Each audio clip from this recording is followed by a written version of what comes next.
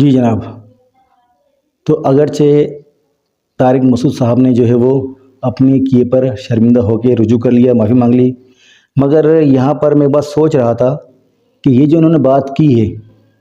یہ کیا پہلے کبھی کسی نے بات کی ہے؟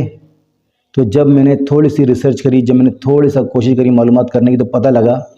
کہ ڈاکٹر ذاکر نائک نے ایک مناظرہ کیا تھا، ایک ڈسکشن کی تھی، جو ایک ولیم کیمبل تھا، اس نے کتاب لکھائی تھی، اس کا نام تھا قرآن اینڈ بائبل،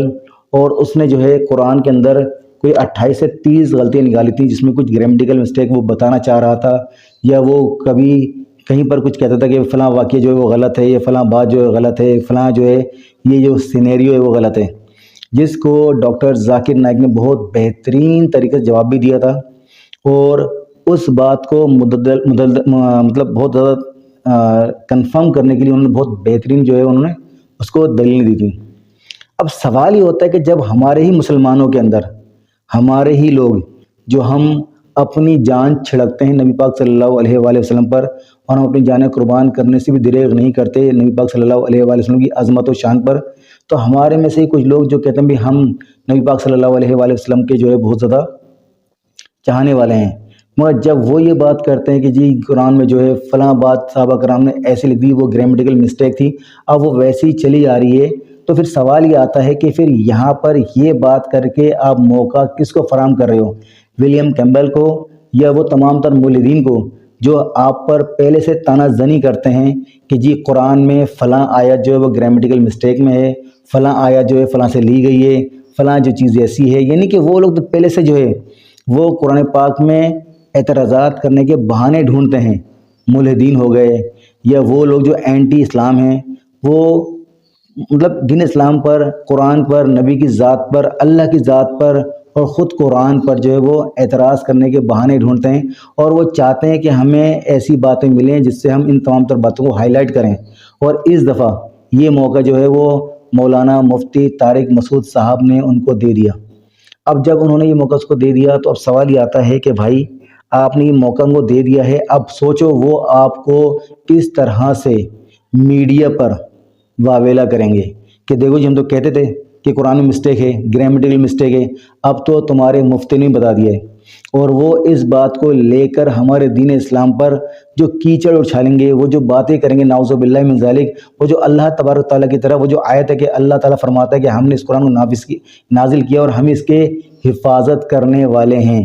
وہ اس آیت پر بھی آپ کو مطلب تانا دیں گے کہ قرآن نے کہا کہ ہم اس کی حفاظت کرنے والے ہیں، مگر حفاظت تو پہلے دن سے ہی نہیں ہوئی ہے، تو وہ آیت بھی جھوٹی، یہ قرآن بھی جو نعوذ باللہ من ذالک، اور جو پہلے سے وہ بکواس کر رہے ہوتے ہیں، وہ خرافات بک رہے ہوتے ہیں، وہ آپ کو اس بات پر تانا زنی کریں گے، اور وہ بار بار آپ کو اس بات کو بولیں گے کہ ہم تو یہ کہتے تھے، اور دیکھو جی آج یہ بات ثابت ہو رہی ہے، اور آگے چل کے ہم اور بھی باتیں ثابت کریں گے۔ تو جناب طارق مسعود صاحب، یہ آپ نے یہ سب باتیں کر کے کچھ پتہ بھی ہے آپ نے کس کو موقع دیا ہے؟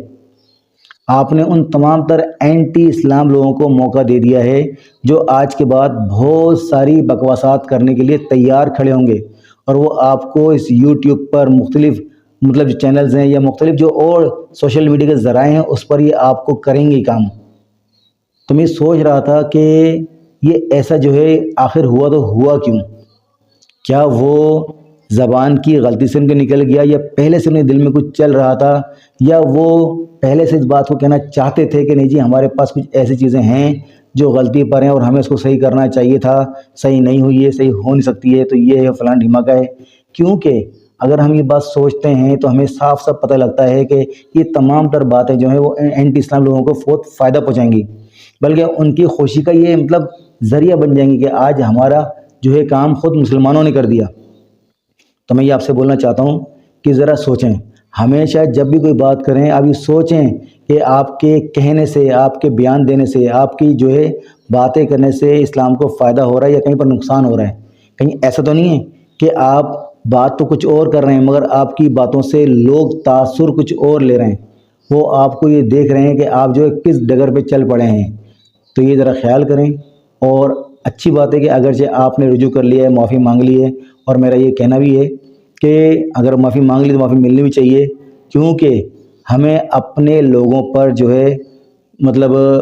گستاخ نبوت کی یا گستاخ نبی کی جو بھی شک ہوتی ہے وہ نہیں لگانا چاہیے. اس سے ہم لوگ جو ہے بہت زیادہ نقصان اٹھائیں گے. اور اب ہمیں بہت بہتری سے اپنے کاموں کو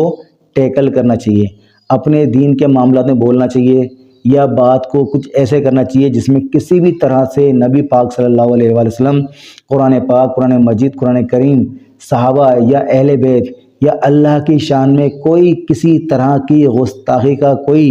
ایک اشارہ بھی نہ ملے. تو یہ میری اپیل ہے کہ جب بھی کوئی بات کی جائے، کوئی بھی بات کر رہا ہو، چاہے وہ دیوبندی ہے، بریلوی ہے، اہل حدیث ہے، کوئی بھی واٹ ایور جو بھی ہے، اگر وہ بات کرتا ہے تو کوئی ایسی بات نہ کرے جس سے کوئی شائبہ بھی جائے، شک بھی ہو کہ یہ بات جو ہے وہ اسلام کے یا قرآن کے یا اللہ کے نبی کی شان میں ان کے خلاف جا رہی ہے. تو میرا پیغام ہے، میری اپیل ہے، میری ریکویسٹ ہے، اس کو ذرا کنسیڈر کریں اگر آپ لوگ دیکھ رہے ہیں. اور جو میرے دیکھنے والے ہیں، سننے والے ہیں، اور میری سے درخواست ہے کہ اگر آپ کو لگتا ہے کہ میں نے جو بات کہی ہے وہ کسی حد تک ویلیوبل ہے تو میرے اس چینل کو سبسکرائب کریں، میری ویڈیو کو لائک کریں اور شیئر کریں. السلام علیکم ورحمۃ اللہ.